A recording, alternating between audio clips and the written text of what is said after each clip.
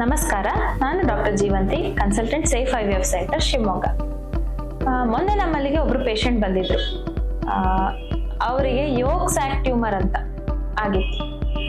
ಏನಿದು Yog sack tumour, ಹೇಗೆ present ಆಗುತ್ತೆ, ಯಾವ ವಯಸ್ಸಲ್ಲಿ ಬರುತ್ತೆ ಅಂತಂದ್ರೆ, ನಮ್ಮ ಹಿಂದಿನ ವಿಡಿಯೋಗಳಲ್ಲಿ ಈಗ ಒವೇರಿಯನ್ ಸಿಸ್ಟ್ಗಳ ಬಗ್ಗೆ ಹೇಳ್ತಾ ಇದ್ದೀವಿ. ಲಾಸ್ಟ್ ವಿಡಿಯೋಲಿ ಸರ್ ಡರ್ಮಾಯ್ಡ್ ಸಿಸ್ಟ್ ಬಗ್ಗೆ ಡೀಟೇಲ್ ಆಗಿ ಹೇಳಿದ್ರು. ಅದಕ್ಕೂ ಮುಂಚೆ ಒಂದು ಡಿಸ್ಜರ್ಮಿನೋಮಾ ಅಂತ ಹೇಳಿದ್ರು. ಇವೆಲ್ಲ ಜರ್ಮ್ ಸೆಲ್ ಟ್ಯೂಮರ್ಸ್ ಅಂತ ಕರಿತೀವಿ.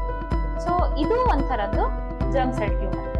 ಈ ಪೇಷಂಟ್ ಇದು ಹೇಗಿತ್ತು ಪ್ರೆಸೆಂಟೇಷನ್ ಅಂತಂದ್ರೆ, very Young age, within 20 years, ದೊಡ್ಡ ಹೊಟ್ಟೆ ಉಬ್ಬರ್ಸ್ಕೊಂಡಿದ್ದು, ಹೊಟ್ಟೆ ದಪ್ಪ ಆಗ್ತಿದೆ ಅಂತ ಅವ್ರು ಹೋಗಿ ತೋರಿಸಿದಾಗ ಸ್ಕ್ಯಾನಿಂಗ್ ಎಲ್ಲ ಮಾಡಿಸಿ, ಬ್ಲಡ್ ಟೆಸ್ಟ್ ಎಲ್ಲ ಮಾಡಿಸಿ, ಅಂಡಾಶಯದಲ್ಲಿ ಗಡ್ಡೆ ಇದೆ ಅಂತ ಗೊತ್ತಿತ್ತು. ಲಕ್ಕಿಲಿ ಇಟ್ ವಾಸ್ ಅರ್ಲಿ ಸ್ಟೇಜ್ ಅಲ್ಲಿ ಇತ್ತು. ಸೊ ಹಾಗಾಗಿ ನೆಕ್ಸ್ಟ್ ಏನ್ ಮಾಡಿದ್ರು, ಆ ಗಡ್ಡೆನ ಅಂಡಾಶಯ ಪ್ಲಸ್ ಗಡ್ಡೆ ಎರಡು ಸೇರಿಸಿ ತೆಗೆದಿದ್ರು. ಸೊ ಯೋಗ್ ಸ್ಯಾಕ್ ಟ್ಯೂಮರ್ದು ಇದೇ ತರ ಇರುತ್ತೆ ಪ್ರೆಸೆಂಟೇಷನ್. ತುಂಬಾ ಅರ್ಲಿ ಏಜಸ್ ಅಲ್ಲಿ ಯೂಶಲಿ ಪ್ರೆಸೆಂಟ್ ಆಗೋದು ವಿತಿನ್ 20 years ಆಫ್ ಏಜ್ ಅಂತ ಹೇಳ್ತೀವಿ. So within 20 years of age ಈ ಟ್ಯೂಮರ್ ಪ್ರೆಸೆಂಟ್ ಆಗುತ್ತೆ. ಹೆಣ್ಮಕ್ಳಲ್ಲೂ ಇರ್ಬೋದು, ಗಂಡ್ ಮಕ್ಳಲ್ಲೂ ಇರ್ಬೋದು. ನಾವಿವತ್ತು ಒವೇರಿಯನ್ ಜರ್ಮ್ ಸೆಲ್ ಟ್ಯೂಮರ್ಸ್ ಬಗ್ಗೆ, ಒವೇರಿಯನ್ ಯೋಗ್ ಸ್ಯಾಕ್ ಟ್ಯೂಮರ್ ಬಗ್ಗೆ ತಿಳ್ಕೊಳ್ಳೋಣ.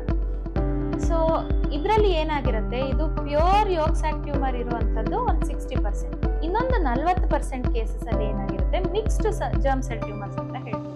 ಈ ಯೋಗ್ ಸ್ಯಾಕ್ ಟ್ಯೂಮರ್ ಅನ್ನೋ ಟ್ಯೂಮರ್ ಕಾಂಪೊನೆಂಟ್ ಜೊತೆಗೆ ನಾವು ಮುಂಚೆ ಹೇಳಿದ್ವಿ ಡಿಸ್ಜರ್ಮಿನೋಮಾ, ಡರ್ಮಾಯ್ಡ್ ಇರ್ಬೋದು, ಬೇರೆ ತರದ ಟ್ಯೂಮರ್ ಕಾಂಪೊನೆಂಟ್ ಕೂಡ ಸೇರ್ಕೊಂಡಿರುತ್ತೆ. ಸೊ ಇದು ಯೋಗ್ ಸ್ಯಾಕ್ ಟ್ಯೂಮರ್ನ ಪ್ಯಾಥಾಲಜಿಕಲ್ ಪ್ರೆಸೆಂಟೇಷನ್. ಪೇಷಂಟಿಗೆ ಏನ್ ಸಿಂಪ್ಟಮ್ಸ್ ಬರುತ್ತೆ, ಹೊಟ್ಟೆ ದಪ್ಪ ಆಗ್ತಾ ಹೋಗೋದು, ಸಡನ್ ಆಗಿ, ತುಂಬಾ ಡ್ಯೂರೇಷನ್ ಇಂದ ಇರೋದಿಲ್ಲ, ಸಣ್ಣ ಏಜ್ ಅಲ್ಲಿ ಪ್ರೆಸೆಂಟ್ ಆಗುತ್ತೆ. ಎಷ್ಟೋ ಜನ ಮೋಸ್ಟ್ಲಿ ವಿತಿನ್ 7 days ದೊಡ್ಡದಾಗಿರುವಂತದ್ದು ಕೂಡ ಇದೆ. ಬಟ್ ಏನಪ್ಪಾ ಅಂತಂದ್ರೆ, ಇದಕ್ಕೆ early diagnosis and treatment choice ಆಗುತ್ತೆ. ಒಂದೇನು ಗಮನ ಕೊಡ್ಬೇಕು ಅಂತಂದ್ರೆ, ಆ ಡಿಸ್ಜರ್ಮಿನೋಮಾಲಿ ಹೇಳಿದ್ರೆ ಏನು ಫರ್ಟಿಲಿಟಿ ಪ್ರಿಸರ್ವೇಷನ್ ಅಂತ, ಇದ್ರಲ್ಲಿನೂ ಕೂಡ ಅದೇ ಇಂಪಾರ್ಟೆಂಟ್ ಆಗುತ್ತೆ. ಯೂಶಲಿ ಯೂನಿಲ್ಯಾಟ್ರಲ್ ಇರುತ್ತೆ. ಯಾವ ಸೈಡ್ ಯಾವ ಅಂಡಾಶಯದಲ್ಲಿ ಆಗಿರುತ್ತೋ ಆ ಅಂಡಾಶಯದಲ್ಲಿ ಮಾತ್ರ ಟ್ಯೂಮರ್ ಇರುತ್ತೆ. ದೊಡ್ಡ ಸೈಜ್ ಬೇಗ ಅಟೇನ್ ಆಗೋದ್ರಿಂದ ಬೇಗ ಡಿಟೆಕ್ಟ್ ಆಗುತ್ತೆ. ಸೊ ಕೆಲವೊಂದ್ಸಲಿ ಡಿಟೆಕ್ಟ್ ಆಗ್ಲಿಲ್ಲ, ಇಗ್ನೋರ್ ಮಾಡಿದ್ರು ಅಂತಂದ್ರೆ ಅಡ್ವಾನ್ಸ್ ಸ್ಟೇಜಸ್ಸಿಗೆ ಹೋಗುತ್ತೆ. ಆವಾಗ ರಾಡಿಕಲ್ ಟ್ರೀಟ್ಮೆಂಟ್ ಅವಶ್ಯಕತೆ ಇರುತ್ತೆ. ಸಣ್ಣ ಅರ್ಲಿಯರ್ ಸ್ಟೇಜಸ್ ಅಲ್ಲಿ ಇದ್ದಾಗ ಟ್ರೀಟ್ಮೆಂಟ್ ಏನಪ್ಪಾ ಅಂತಂದ್ರೆ, ಆ ಗಡ್ಡೆನ ತೆಗೆಯುವಂಥದ್ದು, ಕಂಪ್ಲೀಟ್ ಆ ಸೈಡ್ ಗಡ್ಡೆ, ಅಂಡಾಶಯ ಹಾಗೂ ಟ್ಯೂಬ್ನ ಸೇರಿಸಿ ತೆಗಿತಾರೆ. ಇನ್ನೊಂದ್ ಸೈಡ್ ಅಂಡಾಶಯನ ಟೆಸ್ಟ್ ಮಾಡ್ತಾರೆ. ಬಟ್ ಈ ಯೋಗ್ ಸ್ಯಾಕ್ ಟ್ಯೂಮರ್ಸ್ಗೆ ಓನ್ಲಿ ಸರ್ಜರಿ ಸಾಕಾಗೋದಿಲ್ಲ, ಅದಕ್ಕೆ ಕೀಮೋಥೆರಪಿ ಕೂಡ ಬೇಕಾಗುತ್ತೆ. Minimum 3 cycles. 3 cycles ಅಲ್ಲಿ ರೆಸ್ಪಾಂಡ್ ಆಗಿ ರೆಸಿಡ್ಯೂಯಲ್ ಟ್ಯೂಮರ್ ಟಿಶ್ಯೂ ಏನಿರುತ್ತೆ ಅದೆಲ್ಲ ಸಾಲ್ವ್ ಆಗುತ್ತೆ, ಸ್ಟೇಜ್ 1 ಅರ್ಲಿಯರ್ ಸ್ಟೇಜಸ್ ಅಲ್ಲಿ ಇದ್ದಾಗ.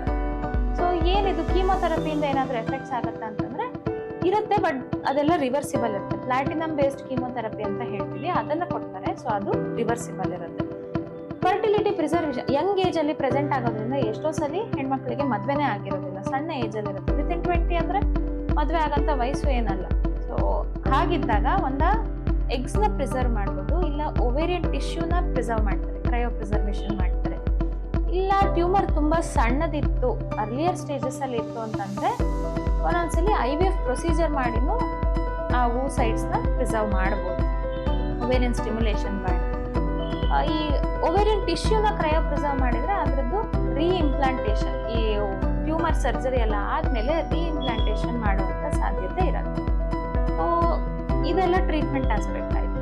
ಈ ಯೋಗ್ ಸ್ಯಾಕ್ ಟ್ಯೂಮರ್ ಅಂತಂದ್ರೆ ಹೇಗಿರುತ್ತೆ ನೋಡಕ್ಕೆ, ಗಡ್ಡೆ ಹೇಗಿರುತ್ತೆ ಹೊರಗಡೆ ತೆಗೆದಾಗ ಅಂತಂದ್ರೆ, ಅದು ಹತ್ರ 1 kg ಮೇಲೆ ಕೂಡ ಹೋಗ್ಬೋದು ಅದ್ರ ಸೈಜ್. ಸಡನ್ ಆಗಿ ತುಂಬಾ ದೊಡ್ಡದಾಗುತ್ತೆ. So tumour size ದೊಡ್ಡದಿರುತ್ತೆ.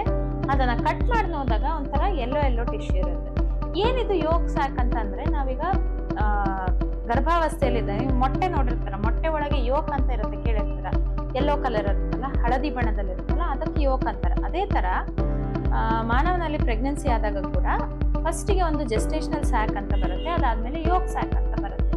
ಆ ಯೋಗ್ ಸ್ಯಾಕ್ ನಲ್ಲಿ ಏನು ಸೆಲ್ಸ್ ಇರತ್ತಲ್ಲ, ಅದೇ ತರದ ಸೆಲ್ಸ್ ಮಲ್ಟಿಪ್ಲೈ ನಮ್ಮ ಅಂಡಾಶಯದಲ್ಲಿ ಮಲ್ಟಿಪ್ಲೈ ಆಗಿ ಟ್ಯೂಮರ್ ಆಗುತ್ತೆ.